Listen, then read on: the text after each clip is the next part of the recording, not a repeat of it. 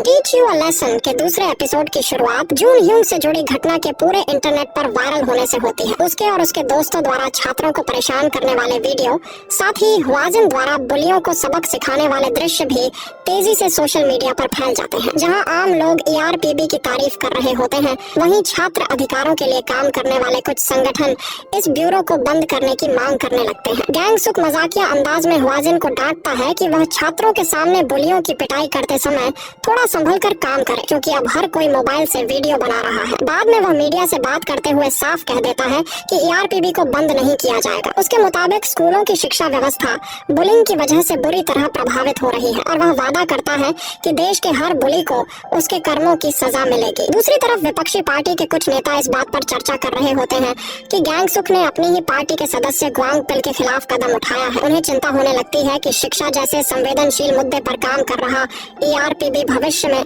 उनकी राजनीति के लिए बड़ी परेशानी बन सकता है। इसके बाद कहानी बोंग क्यंगडे नाम के एक छात्र पर आ जाती है जो गियोनन हाईटेक स्कूल में दाखिला लेता है। यह स्कूल भविष्य के गैंगस्टर तैयार करने के लिए बदनाम है और ज्यादातर शिक्षक यहाँ पढ़ाने से बचते हैं। स्कूल में बुलिंग से बचने के लिए क्यंगडे इमबोम नाम के लड़के को अपनी सुरक्षा के लिए पैसे देता है, लेकिन पहले ही दिन वह अलग अलग विभागों के छात्रों के बीच होने वाली लड़ाई में फंस जाता है। वहीं ह्यूंग जू उसे बताता है कि ये सारी लड़ाइयाँ ग्वान ह्युक नाम के उभरते हुए गैंगस्टर का ध्यान खींचने के लिए हो रही है। कुछ समय बाद इमबोम को ग्वान ह्युक का संदेश मिलता है और वह समझता है कि उसे गैंग में शामिल होने का मौका मिलने वाला है। उधर उसका प्रतिद्वंद्वी सियोंग क्वोन अपने साथी से नाराज होता है और नए छात्रों ह्युंग जू और क्यंगडे को आपस में लड़ने के लिए मजबूर करता है। वह घोषणा करता है कि जो हारेगा वही सबका पंचिंग बैग बनेगा। ह्युंग जू जानबूझकर मुकाबला हार जाता है और क्यंगडे डर के मारे यह सब देखता रहता है, जबकि बाकी छात्र ग्वान ह्युक को प्रभावित करने के लिए ह्युंग जू को पीटना शुरू कर देते हैं। इसी दौरान स्कूल का एक शिक्षक ग्वान ह्युक के बढ़ते प्रभाव को रोकने के लिए हुआजिन और ईआरपीबी से मदद मांगता है। उसकी आलीशान जिंदगी देखकर छात्र अपराध की राह पर चलने लगे हैं। अगले दिन हुआजिन स्कूल पहुंचता है, ह्युंग जू से मिलता है और उसे भरोसा दिलाता है कि बुलियों को उनके किए की सजा जरूर मिलेगी। वहीं उसकी मुलाकात क्यंगडे से भी होती है, जो असल में ईआरपीबी का डिप्टी डायरेक्टर है और छात्र बनकर गुप्त जांच कर रहा है। वह जानबूझकर खुद को परेशान होने देता है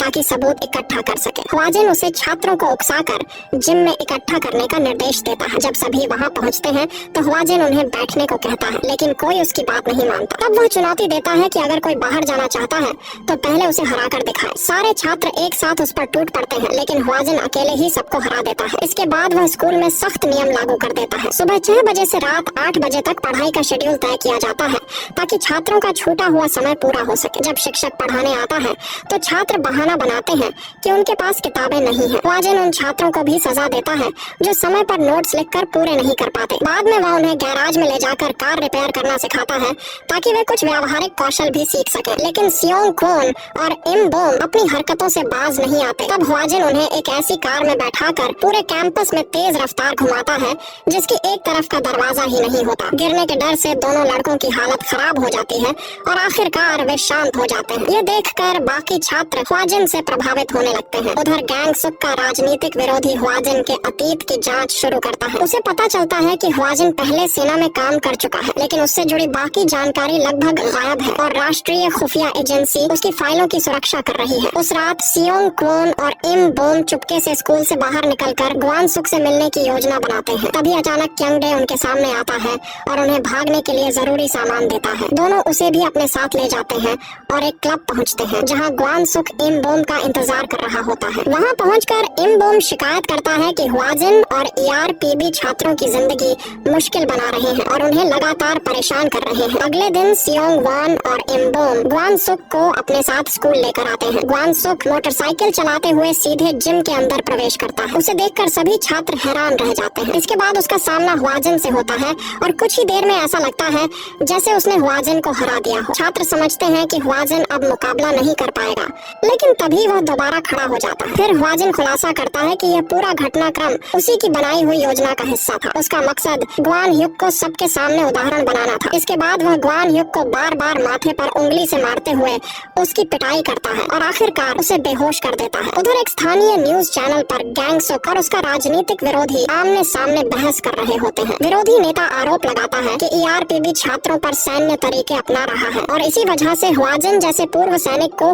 नियुक्त किया गया है। लेकिन गैंग सुक उसका जवाब देते हुए कहता है कि हुआजिन का इस्तेमाल छात्रों को नुकसान पहुंचाने के लिए नहीं बल्कि स्कूलों में छिपे असली राक्षसों को रोकने के लिए किया जा रहा है। इसी बीच ह्वाजिन का सामना ग्वान ह्युक के गैंगस्टर साथियों से होता है। स्कूल के छात्र अपनी आंखों से देखते हैं कि वह अकेले ही उन सभी अपराधियों से भिड़ जाता है। वे लोग अपने हथियारों का इस्तेमाल करते हैं, लेकिन ह्वाजिन किसी को मौका नहीं देता। स्कूल का गैराज देखते ही देखते पूरी तरह युद्ध का मैदान बन जाता है और हर कोई समझ जाता है कि ह्वाजिन किसी को भी बख्शने वाला नहीं है। यह सब देखकर सियोंग वान और इम बोम डर के मारे घुटनों पर बैठ जाते हैं और माफी मांगने लगते हैं। यहाँ तक कि ग्वान ह्युक भी बुरी तरह घबरा जाता है। ह्वाजिन दोनों लड़कों को आदेश देता है कि वे ह्युंगजू से माफी मांगे, जिसे वे लंबे समय से परेशान करते आ रहे थे। ह्युंगजू ये सब सुनकर भावुक हो जाता है और रोते हुए ह्वाजिन का धन्यवाद करता है। इसके बाद ह्वाजिन सियोंग वान और इम बोम को साफ शब्दों में कहता है कि अगर उनका पढ़ाई करने का कोई इरादा नहीं है तो उन्हें स्कूल आना ही बंद कर देना चाहिए। कम से कम वे उन छात्रों की राह में रुकावट न बने जो सच में कुछ सीखना चाहते हैं। कुछ ही देर बाद पुलिस वहाँ पहुँचती है और गैंगस्टरों को गिरफ्तार कर लेती है। दूसरी तरफ गैंगसुक घोषणा करता है कि ERPB ने गियोनन हाईटेक स्कूल में फैली गैंग संस्कृति को खत्म करने में सफलता हासिल कर ली है। छात्रों को अपने टैटू हटाने पड़ते हैं, जबकि ग्वान ह्युक और कई दूसरे अपराधी छात्रों को हिरासत में ले लिया जाता है। नए नियमों के तहत स्कूल में धूम्रपान और मोटरसाइकिल चलाने पर भी रोक लगा दी जाती है। इन बदलावों के बाद ह्युंगजू आखिरकार बिना डर के अपनी पढ़ाई पर ध्यान दे पाता है। वहीं पहली बार ERPB की पूरी टीम एक साथ दिखाई देती है। बाद में क्यंग डे मजाक में बताता है कि अंडरकवर मिशन के दौरान उसने काफी पैसे खर्च कर दिए। गैंगसुक उसे खर्चों की पूरी रिपोर्ट जमा करने के लिए कहता है, जबकि ह्वाजिन उसे छेड़ने लगता है। एपिसोड के अंत में गैंगसुक का राजनीतिक विरोधी गायंग के अंतिम संस्कार की कुछ तस्वीरें देखता है, जिनमें ह्वाजिन और गैंगसुक दोनों मौजूद होते हैं। कुल मिलाकर यह एपिसोड भी पहले एपिसोड की तरह काफी दमदार और रोमांचक रहा। सबसे यादगार दृश्य वह था जब बारिश के बीच काले सूट में ह्वाजिन ने गैंगस्टरों की जमकर धुनाई की। एपिसोड के अंत से अब यह लगभग साफ हो जाता है कि गायंग ह्वाजिन की पत्नी और गैंगसुक की बेटी थी। यही वजह लगती है कि दोनों ने ERPB की शुरुआत की और बुलिंग के खिलाफ इतनी मजबूत लड़ाई छेड़ी। हालांकि क्यंग डे की असली मंशा अभी भी पूरी तरह स्पष्ट नहीं हुई है। ऊपर से वह एक मासूम छात्र जैसा दिखाई देता है, इसलिए आगे यह देखना दिलचस्प होगा कि उसके किरदार में और क्या राज छिपे हुए हैं। ह्युंगजू के साथ उसकी बढ़ती दोस्ती भी देखने लायक है। संभव है कि उसने भी कभी किसी दोस्त या परिवार के सदस्य को बुलिंग की वजह से खोया हो। वहीं गैंगसुक का राजनीतिक विरोधी भी काफी खतरनाक इंसान नजर आता है। अभी तक उसका नाम सामने नहीं आया है, लेकिन उसके व्यवहार को देखकर लगता है कि उसके अतीत में भी कई राज दफन है। शायद यही कारण है कि वह किसी भी कीमत पर ERPB को बंद करवाना चाहता है। ऐसा भी लगता है कि जब तक उसे अपनी मंजिल नहीं मिल जाती वह रुकने वाला नहीं है। उम्मीद है कि आने वाले एपिसोड्स में हमें इन सभी सवालों के जवाब मिलेंगे। वीडियो देखने के लिए धन्यवाद।